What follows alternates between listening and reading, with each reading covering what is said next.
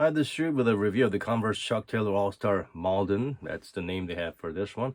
As you can tell, this is a slightly lower cut than the traditional Converse Chuck Taylors. Yep, a lot lower. And a lot lighter. For a size 9.5, it weighs about 360 grams. And ordinary Chuck Taylors, they would weigh about 500 grams or more than that. So it's pretty hefty.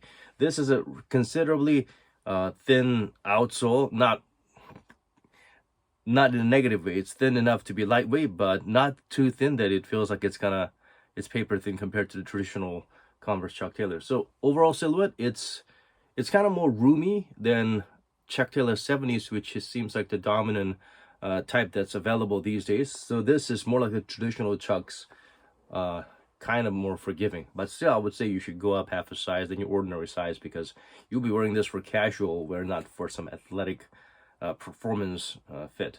The other than the slightly lower cut, the standout point is that everything is very plush. Yeah, it's not just canvas, it's a lot of foam around, yeah, a lot of padding.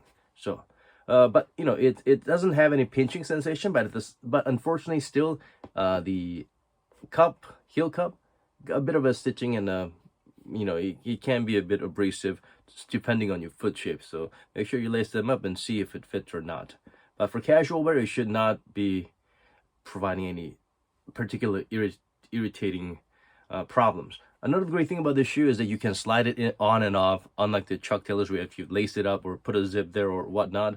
Here it's got, on the mid part of the tongue, it's got elastics. Yeah, this elastic thing is holding the shoe together. So even if you don't lace the shoe at all, you can just put the shoe on and feel fasten, and you can take the shoe off with ease. The Chuck patch, yeah, it feels, maybe it's because it's a lower cut than the traditional Chuck Taylors, it feels like the patch is a lot bigger and more bold. That's a cute little perk there. But unfortunately, the drop-in insole, it's very minimal. So it's a very flimsy ortholite, and at the heel there's a little bit of a EVA type of a dream cell kind of wedge. So I think this should have been a bit thicker, maybe dual density all the way to the front. So it feels like yeah, it feels like not as substantial as the old school Chucks, but it's plush, but it's not that great.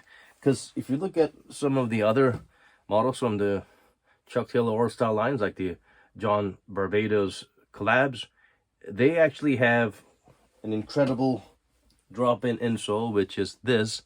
It's pretty beefy compared to what we have here.